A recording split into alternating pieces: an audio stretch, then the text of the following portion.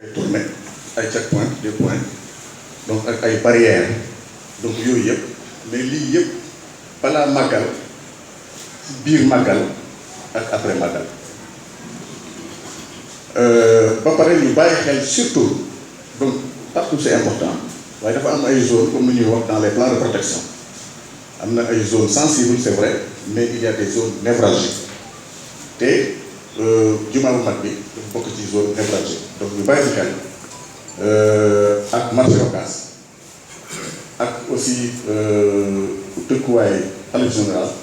ak résidence yi yëpp donc ak foo xam ne tam dañ fay distribuer donc ay vivres ak yooyu ak exposition aussi Hizbut Tarqiyyah ak yu topp yooyu yëpp dafay traîner ay nit alors police aussi comme daaw dinañ fexe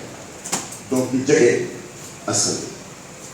donc nga xam ne ci seen liggéey ñoom ñu divisé wu en fukk ak ñett ci zone bu ci nekk comme benn commissaire moo koy commandé gannaaw boobu tam mu am ay postes lu ñu tuddee ay postes avancés comme ni ñu koy def ci wàllu médecine santé donc muy bu Xayra Daaru Rahman Guédé route de Darou Mousty route de Daara Darou Khoudoss ak Kër Baye Laxaat ñuy ñaan sapeurs yi donc lëkkaloo ak ñoom ba nga xam ne zone esplanade bi ñu bàyyi ci xel donc bu wér beneen bi mooy stationnement je vais vite parce que ñoom ñëpp jox naa leen kay donc mooy ay parking bu ci jiitu mooy ndax dañuy am ay gan bu ñu ñëwee dañ leen war a teral donc vraiment ñu fekk aussi ñun on est organisé ñun ñëpp ak comité d'organisation autorité donc politique yi autorité diplomatique autorité administrative autorité religieuse ñoom ñëpp ñu beral leen parking defaral leen ko aussi ay parking aire de stationnement donc les gros porteurs bus yi ak camions yi ci wàllu trafic bi aussi dem bi ak dëkk bi nit ñi dinañ jóge fu nekk ñëw vers Touba donc incha allah comme ni ñu ko defee woon daal dinañu def donc benn lu ñu tuddee plan de circulation bi nag CDD bi dañu waxtaan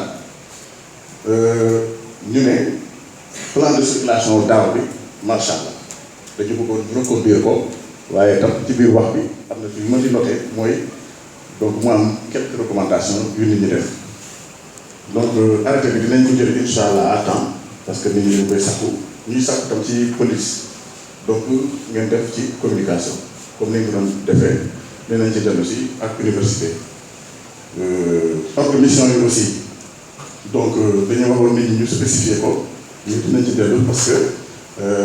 dafa am benn groupe police boo xam ne dañu décider donc pour yombal liggéey bi gannaaw ordre mission yi ak laissez-passer yi mu am benn groupe donc bu police bu ñuy déjee comité d'organisation pour bu fekkee dafa am quelque difficulté automatiquement ñu développé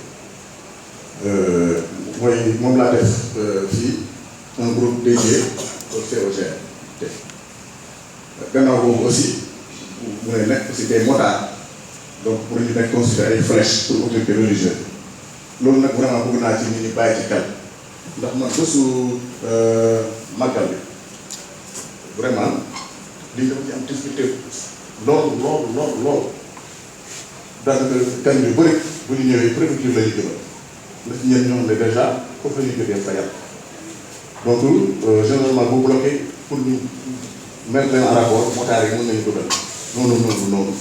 donc nit ñi bàyyi xel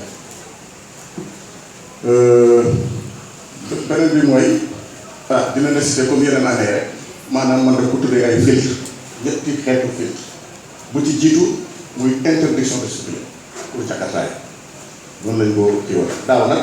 dañu reconnaître waxoon nañu interdiction de circuler waaye mu duggee Touba lu mu si gis ci bëtu Jakarta c'est extra ñaareel bi muy interdiction d'emprunter les voies bituminaires maanaam bépp yoon bu ñu goudronné charrette yi ñu fexe donc ñoom dañu yokk yeneen juróom benn yoon yu suuf dañu leen tracé ñoom ñu topp loolu waaye tam bu ñu waxatee dëgg rek ñoom tam saa yu leen ko waxee ñoom dañuy ne ñoom boobu mën leen gënal waaye nit ñi dañuy tànt seen yoon boobu yëpp wala teg fa ay cin ak yooyu kon loolu aussi je crois que nit ñi war nañ ci bàyyi xel te loolu donc ay plan annexe la yu maire yi def maire Touba Mosquée beneen bi muy maire Mbacké mu am nag zone bu ñu tuddee zone de restriction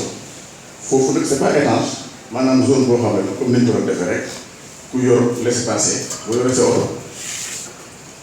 boo yorul laissez-passer wala autorisation mu loo fa dugg bon foofu zone de restriction la. Maintenant pour la voie publique et l'emprise ferroviaire autorail bi donc danañ def ay déguerpissement en rapport ak police ak yooyu désencombrement donc avec les arrêtés des maires mais il faut dire que déjà après le CRD sur le désencombrement donc ku ci nekk muy mairie Touba wala mairie Mosquée jox naa la benn plan moom la plan d'action pour nga renseigner ko